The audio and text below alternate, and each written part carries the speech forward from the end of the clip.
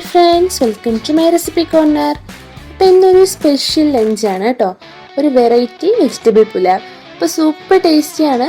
മൊത്തത്തിൽ ഒരു 20 മിനിറ്റ് മതി ഈ ടേസ്റ്റി പുലാവ് ഉണ്ടാക്കിയെടുക്കാൻ. അപ്പോൾ ടേസ്റ്റിയാണ്, അതുപോലെ തന്നെ ഹെൽത്തിയാണ്. ഇന്നൊരു സ്പെഷ്യൽ ടേസ്റ്റിലാണ് ഞാൻ ഈ പുലാവ് ചെയ്യുന്നത്. അപ്പോൾ ഇതുവരെ നമ്മുടെ ചാനൽ സബ്സ്ക്രൈബ് ചെയ്തിട്ടില്ലാത്തവർ പ്ലീസ് അതൊന്ന് സബ്സ്ക്രൈബ് ചെയ്തേക്കണേ. അപ്പോൾ ഇനി ഇതെങ്ങനെയാണ് ചെയ്യുന്നതെന്ന് കണ്ടു നോക്കിയാലോ.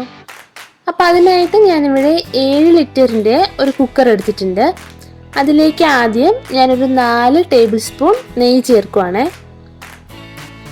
അപ്പം നിങ്ങൾക്ക് വേണമെങ്കിൽ ഓയിൽ വേണമെങ്കിലും ചേർക്കാം കേട്ടോ, പക്ഷെ നെയ്യിൽ ചെയ്യുന്നതായിരിക്കും കൂടുതൽ രുചി കിട്ടുക. അപ്പോൾ ഇത് നെയ്യ് നന്നായി ചൂടായിട്ടുണ്ട്. ഇപ്പോൾ ഇതിലേക്ക് 2 പട്ടയില മുറിച്ചത്, ഒരു 5-6 ഏലക്കായ, അതുപോലെ 5-6 ഗ്രാമ്പു, 4 പീസ് പട്ട, ഇതെല്ലാം ഒന്ന് ഈ നെയ്യിലേക്കൊന്ന് ചേർത്ത് കൊടുക്കാം.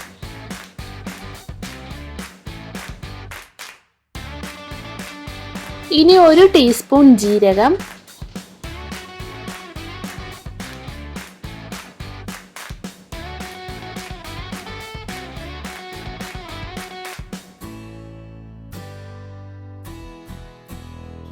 ഇതെല്ലാം ഒന്നങ്ങ് മൂത്ത് വരുമ്പോൾ അതിലേക്ക് ഒരു മീഡിയം സൈസ് സവാള സ്ലൈസ് ചെയ്തിട്ട്,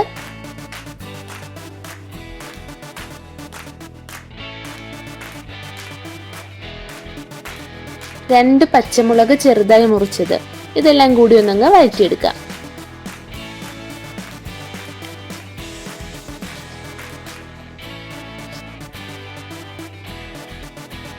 ഇതിലേക്ക് ഞാനൊരു 1/4 ടീസ്പൂൺ മഞ്ഞൾപ്പൊടി, ഒരു 3/4 ടീസ്പൂൺ മുളക് പൊടി, 1/4 ടീസ്പൂൺ ഗരം മസാല, ഇതെല്ലാം കൂടി ചേർത്ത് ഒന്നങ്ങ് വഴറ്റിയെടുക്കാം.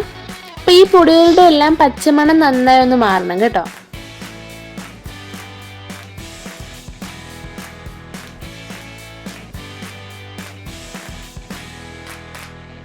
ഇനി ഇതിലേക്ക് 2 തക്കാളി മുറിച്ചത് കൂടി ചേർക്കാം. അപ്പൊ ഇതാണ് ഈ പുലാവിന് ഒരു സ്പെഷ്യൽ ടേസ്റ്റ് കൊടുക്കുന്നത്. ഇപ്പൊ സാധാരണ പുലാവില് തക്കാളി അങ്ങനെ ചേർക്കാറില്ല, പക്ഷെ അങ്ങനെ ചേർക്കുമ്പോൾ നല്ല ടേസ്റ്റി ആയി തോന്നുന്നുണ്ട്.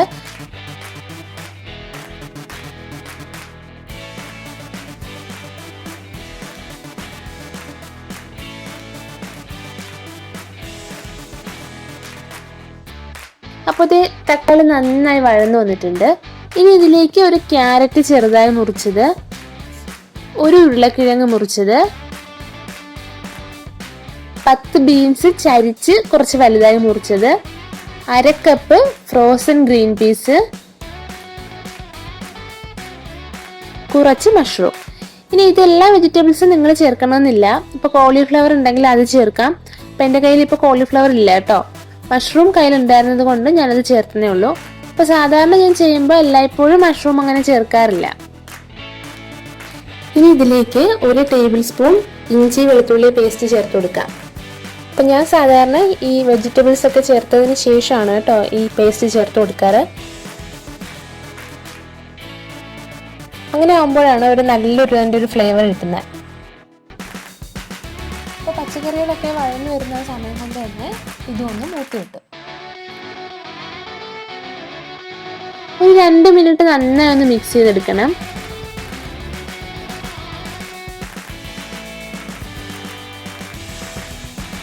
ഇനി ഇതിലേക്ക് ഒരു 1/2 കപ്പോളം മല്ലിയില മുറിച്ചത്. ഇപ്പം കയ്യിൽ പുതിനയില ഉണ്ടെങ്കിൽ അത് ചേർത്ത് കൊടുക്കാം കേട്ടോ. ഇപ്പം എൻ്റെ കയ്യിൽ പുതിനയില ഇല്ല. പുതിനയില ചേർത്താൽ ഒരു സ്പെഷ്യൽ ഫ്ലേവർ ഉണ്ടാവും നമ്മുടെ പുലാവിന്.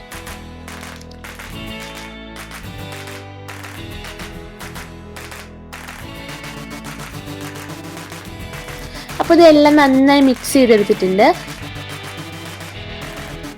ഇനി ഇതിലേക്ക് നന്നായി കഴുകി ഒരു 20 മിനിറ്റ് കുതിർത്ത് വെച്ച 2.5 കപ്പ് ബസ്മതി റൈസ് ചേർക്കാം. ഇനി നന്നായി ഒന്നങ്ങ് മിക്സ് ചെയ്തെടുക്കാം. അപ്പം മസാല എല്ലായിടത്തേക്കും എത്തുന്ന രീതിയിൽ മിക്സ് ചെയ്തെടുക്കാൻ ശ്രദ്ധിക്കണേ.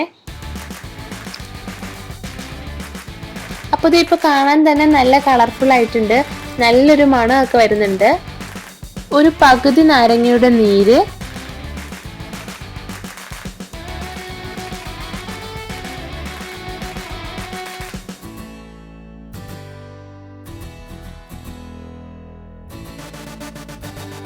ഇനി ഇതിലേക്ക് വെള്ളം ചേർക്കാം. അപ്പം നല്ല ചൂട് വെള്ളം ചേർക്കണേ. അപ്പം ഞാനിവിടെ 2.5 കപ്പ് അരിക്ക് 4 കപ്പ് വെള്ളമാണ് ചേർക്കുന്നത്. കുക്കറിലായതുകൊണ്ട് 4 കപ്പ് വെള്ളം മതി കേട്ടോ, അല്ലെങ്കിൽ ഒരു 5.5 കപ്പ് വെള്ളം എടുക്കാം. ഇനി ഒരു 2 ടീസ്പൂൺ ഉപ്പ് ഞാൻ ചേർക്കുന്നുണ്ട്. ഇനി ഒന്നങ്ങ് മിക്സ് ചെയ്യാം. ഇനി ഈ കുക്കർ മൂടി വെച്ച് ഒരു 2 വിസിലിന് കുക്ക് ചെയ്തെടുക്കാം. അപ്പോൾ ഫസ്റ്റ് വിസിൽ ഹൈ ഫ്ലെയിമിൽ തന്നെ കേൾപ്പിക്കണം. അത് കഴിഞ്ഞ് മീഡിയം ഫ്ലെയിമിൽ വെച്ച് സെക്കൻഡ് വിസിൽ കേൾപ്പിച്ചാൽ മതി കേട്ടോ. അപ്പോൾ ഇത് 2 വിസിൽ കഴിഞ്ഞ് കംപ്ലീറ്റ് പ്രഷറൊക്കെ മാറി കുക്കർ ഒന്നും ഓപ്പൺ ചെയ്തിട്ടുണ്ട്. അപ്പോൾ ഇത് നമ്മുടെ യമ്മി പുലാവ് ഇവിടെ റെഡി ആയിട്ടുണ്ട്. അപ്പോൾ ഒട്ടും തന്നെ കുഴഞ്ഞൊന്നും പോയിട്ടില്ല. റൈസ് മിക്സ് ചെയ്യുമ്പോൾ തടിയുടെ സ്പൂൺ വെച്ച് മിക്സ് ചെയ്യാൻ ശ്രദ്ധിക്കണേ. അപ്പോൾ ഇത് കാണാൻ നല്ല സൂപ്പർ കളർഫുൾ ആണ്, നല്ലൊരു മണം വരുന്നുണ്ട്, സൂപ്പർ ടേസ്റ്റിയാണ്. അപ്പോൾ എല്ലാവരും ഈ ഈസി റെസിപ്പി ട്രൈ ചെയ്ത് നോക്കുക. എല്ലാവരും കമൻറ്റ്സ് അറിയിക്കുക. വീഡിയോ ഇഷ്ടപ്പെട്ടാൽ ലൈക്ക് ചെയ്യാനും ഷെയർ ചെയ്യാനും മറക്കല്ലേ. അപ്പോൾ ഇതുപോലെ ഒരു ഈസി ആൻഡ് ടേസ്റ്റി റെസിപ്പി ആയിട്ട് നെക്സ്റ്റ് എപ്പിസോഡിൽ കാണാം. Till then take care and by.